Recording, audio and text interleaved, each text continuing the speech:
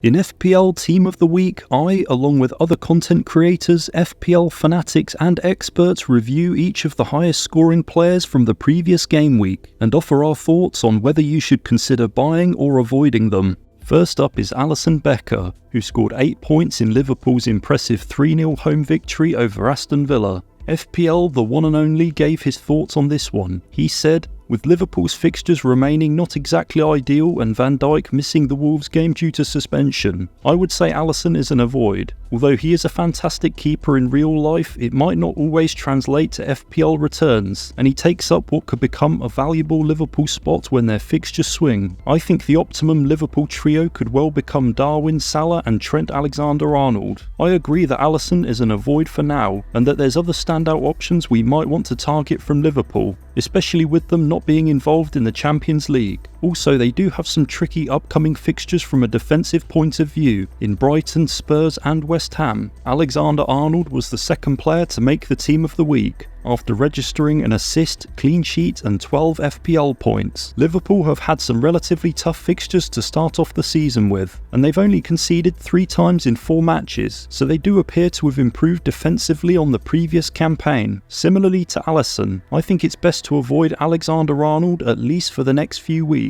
He's currently flagged with a hamstring injury, and I just don't think he's delivered anywhere close to what I'd expected of him coming into the season. With that being said, Liverpool do have some very appealing fixtures starting from game week 9, so that should probably be the period of perhaps finding a way of getting Trent into your team. Kurt Zouma returned 11 points in West Ham's away trip to Luton, where he scored a headed goal from a corner, as he so often does. The Hammers have gotten off to a great start this season, with 10 points from a possible 12, and at 4.5 million, Zouma is an interesting option to consider. At this moment in time, however, I'm going to say that he's a strong avoid, purely due to West Ham's fixtures. They face Man City, Liverpool, Newcastle and Aston Villa in their next 5, so the chances of clean sheet points are probably very slim. However, after that point, the Hammers' fixtures do take a much better turn, and with a player like Ward-Prowse in the team delivering quality set pieces, Zouma could well become a great option. The final defender who made the Team of the Week was Willy Bolly, who picked up a clean sheet and all 3 bonus points in the match against Chelsea last weekend. Although I'm sure many of us probably have priority transfers elsewhere in our teams that we'd like to target, I actually think Bolly at 4.5 million is an interesting pick. He's already scored a goal in the 23-24 campaign, and across his first 3 games he recorded an XG of 0.21, 0.38 and 0.25. I'm actually going to put Bolly in the buy category. There really aren't too many decent budget defenders to go for in FPL, and over their next 5 fixtures, Forest face Burnley, Brentford, Crystal Palace and Luton, with 3 of those games being at home. So Bolly could well continue his bright start to the season. After returning a hat-trick and 20 points against Burnley in game week 4, Son is currently the most transferred in player this week in FPL.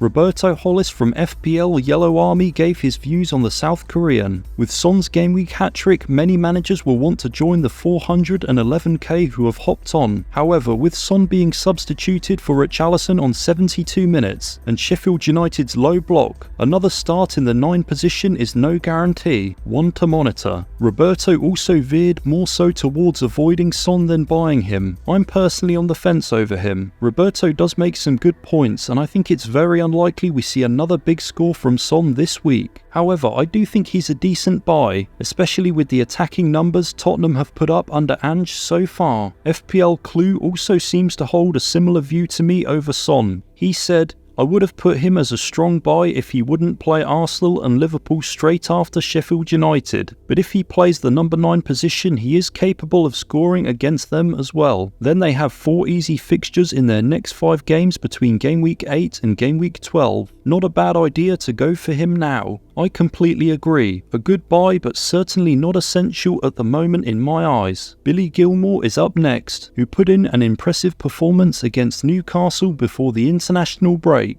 returning 2 assists and 11 FPL points. FPL Major gave his views on this pick by saying, "Knee-jerking in someone like Gilmour with tough fixtures from game week 5 to 9 and before last week only ever had 0 goals and 2 assists in the league is asking for trouble. Strong avoid." And I absolutely agree with this view. Gilmour is playing more of a defensive midfield role in the absence of McAllister, and he hasn't yet nailed down regular starts and minutes this season. Brighton also have a very tough run of fixtures, facing the likes of Man United, Villa, Man City and Liverpool in their next 5 matches, and while the Seagulls can get a result against anyone, I would look to assets elsewhere in their team ahead of Gilmour. Declan Rice scored a goal in the dying minutes of the game at the Emirates to help Arsenal to a 3-1 win over United, and with that he returned 10 FPL points. I feel like Rice is a similar player to Gilmour when it comes to FPL. Both are defensive midfielders, playing in teams that create a ton of chances and score a lot of goals. I hold practically the same view on both players, and that's that their double-digit returns this week are unsustainable and won't happen very often at all this season. And when it comes to both Brighton and Arsenal, there are definitely much better assets to go for across their teams. With that, it comes as no real surprise that I think Rice is a strong avoid. While he's a great player, he just doesn't have many routes to returning FPL points.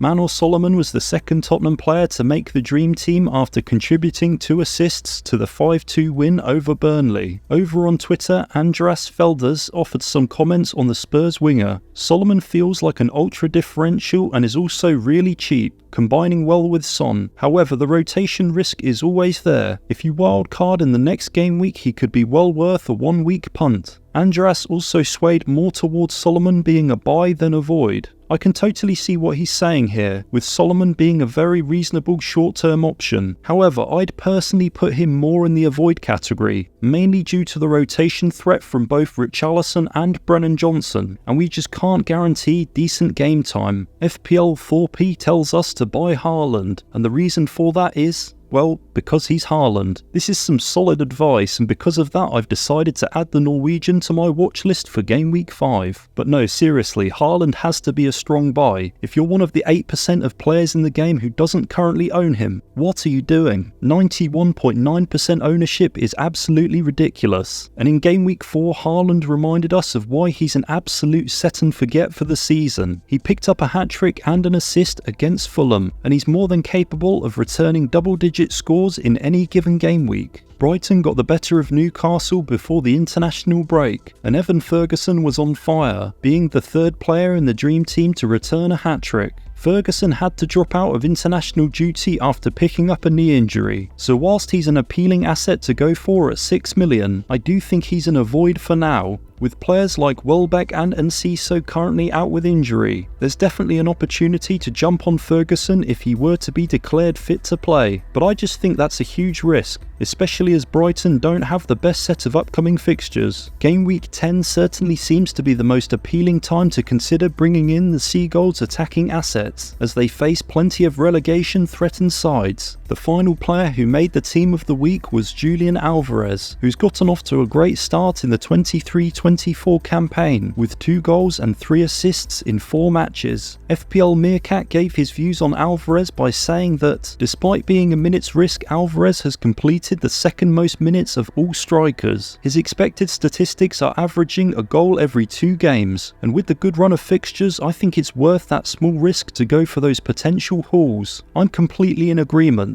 Alvarez offers fantastic value for money at 6.7 million, especially with the number of starts he's getting in that City team. I agree with FPL Meerkat that he's a buy and not a strong buy though, based on the fact his fixtures are getting a little trickier, and there's becoming more competition for those attacking spots in the City side. A massive thank you to everyone who contributed to today's video. The Twitter and YouTube channels of these legends will be down below in the pinned comment, so make sure to show them some love by giving them a follow. If you're interested in contributing to a future episode, drop me a DM on Twitter and we'll make it happen. Thanks as always for watching guys, and good luck for the upcoming game week.